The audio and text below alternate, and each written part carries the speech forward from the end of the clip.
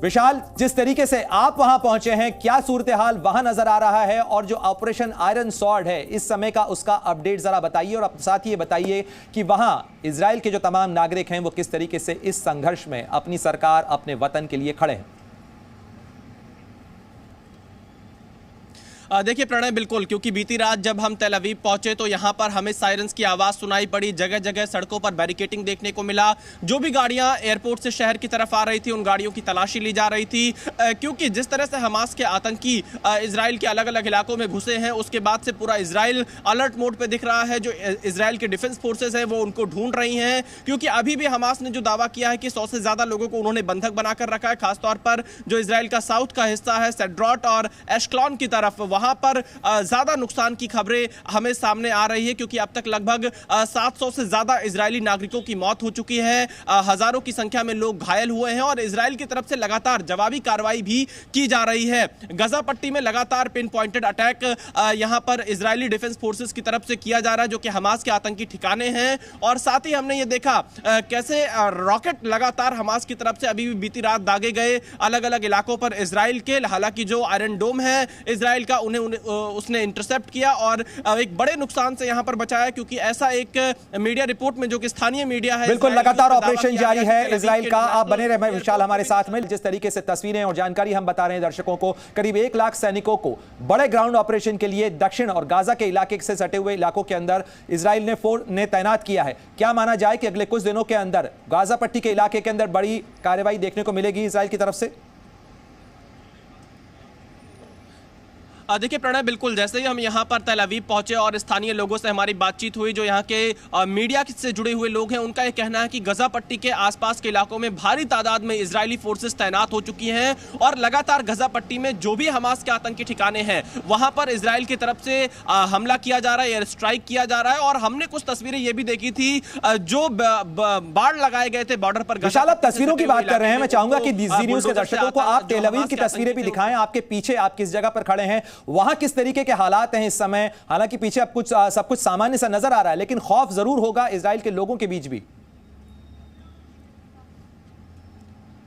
देखिए बिल्कुल, मैं चाहूंगा कि अगर थोड़ी तस्वीरें एक बार यहां पर कैमरामैन दिखा सकें। मैं आपको पूरा बाईं तरफ से इस तरफ से दिखाता हुआ आगे बढ़ता हूं कि कैसे यहां पर फिलहाल हालात बने हुए हैं। तेल अवीव में हालात सामान्य हैं, लेकिन यहां पर जगह जगह शेल्टर होम्स बनाए गए हैं, यहां पर बंकर्स बनाए गए हैं और सायरन्स जब बजता है तो लोग आप सुरक्षित जगह की तरफ जाते हैं। लेकिन तेल अवीव का ये इलाका, जो सिटी सेंटर का इलाका है, फिलहाल काफ़ी सुरक्षित है। और यहाँ पर अगर आप देखेंगे तो लोगों की आवाजाही लगातार जारी है, लेकिन एक डर लोगों के मन में जरूर बना हुआ है, क्योंकि जिस तरह से रॉकेट से हमले लगातार हमास की तरफ से किए जा रहे हैं और जिस तरह से हमास के आतंकी इजराइल के दक्षिणी हिस्से में घुसे थे, उसके बाद से लोगों के मन में डर है। लेकिन यहाँ पर हम सिक्योरिटी फोर्सेस की बड़ी तैनाती लगातार देख रहे हैं। हम भी यहाँ पर अभी जब बिल्कुल विशाल, और आपने थोड़ी ही देर में जो कैमरा पैन किया उसमें भी कई लोग नजर आए जो कि बैटल फटीग के अंदर नजर आ रहे हैं।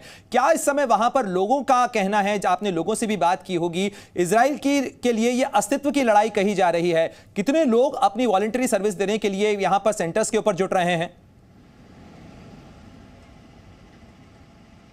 देखिए, अगर हम आंकड़ों की बात करें तो यहाँ पर एग्जैक्ट आंकड़ा सरकार की तरफ से तो नहीं दिया गया, लेकिन लोगों से अपील की गई है, जो रिजर्व फोर्सेस हैं उनको भी यहाँ पर बुलाया गया है और आम जो नागरिक हैं वो भी यहाँ पर इस लड़ाई में इजराइल की सरकार के साथ, डिफेंस फोर्सेस के साथ पूरी तरह से खड़े दिखाई दे रहे हैं। और लोग यहाँ पर अपनी तरफ से ही गजा पट्टी से सटे जो इलाके हैं वॉलंटरीली वहाँ पर सेना की मदद के लिए पहुँच रहे हैं इजराइल की। और फिलहाल अगर हम जो हमने लोगों से बातचीत की उसमें ये पता चल रहा है अभी भी कुछ ऐसे इलाके हैं जहां पर इजरायली नागरिकों को हमास ने बंधक बिल्कुल विशाल, आप बने रहे हमारे साथ। जिस तरीके से इस बात का अंदेशा जताया जा रहा था कि यह लड़ाई और इलाकों के अंदर भी फैल सकती है, यह केवल गाजा तक सीमित नहीं रहेगी बल्कि और इलाकों में भी फैल सकती है। इराकी मिलिशिया ने कहा है कि अगर अमेरिका मदद देता है तो इराक में जो अमेरिका के ठिकाने हैं उनको निशाना बनाया जाएगा। लेबनान से हिजबुल्लाह के लड़ाई में शामिल होने के संकेत पहले ही मिले थे। क्या लग रहा है, क्या यह लड़ाई और लंबी और बड़ी और ज्यादा क्षेत्र में फैली नजर आ सकती है?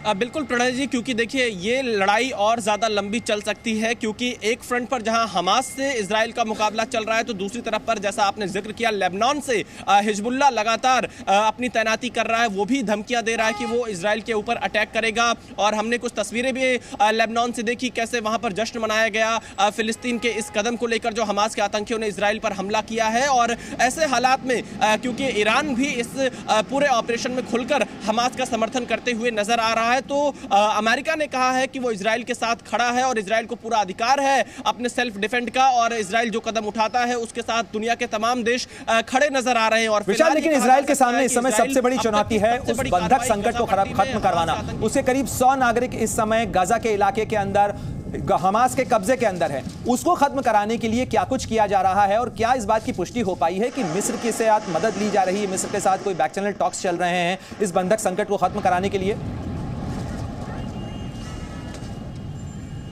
देखिए बिल्कुल, यहाँ पर मिस्र लगातार कई देशों के साथ भी बातचीत कर रहा है, और इजराइल के क्योंकि लगभग 50 से 100 की संख्या में ये नागरिक अभी भी बंधक बताए जा रहे हैं। और इसमें न सिर्फ इजरायली नागरिक हैं, बल्कि हमें जो जानकारी मिल रही है कुछ विदेशी नागरिक भी हैं। हालांकि अमेरिकी नागरिक के होने की भी सूचना सामने आ रही है, इसकी आधिकारिक पुष्टि अभी तक नहीं हो पाई है। और यही सबसे बड़ी चुनौती इस वक्त इजराइल और डिफेंस फोर्सेस के सामने है कि कैसे उन बंधक बनाए हुए लोगों को वापस सुरक्षित लाया जाए जिन्हें हमास ने कब्जे में लिया जब यहां पर इजराइल में हमला किया हमास के आतंकियों ने। और उसके बाद उन्हें वापस लाना ही सबसे बड़ी चुनौती है, क्योंकि चुनौती इस बात की भी है कि वो किस इलाके में है, कहां पर छिपे हैं और कितनी संख्या में यहां पर घुसे, ये भी कहीं ना कहीं थोड़ा सा बिल्कुल विशाल, शुक्रिया आपका तमाम जानकारी के लिए। न केवल चुनौती बड़ी कठिन और मुश्किल है इजराइल के लिए अपने नागरिकों को बचाने की भी, और साथ ही हमास के तमाम ठिकानों को खत्म करने की भी।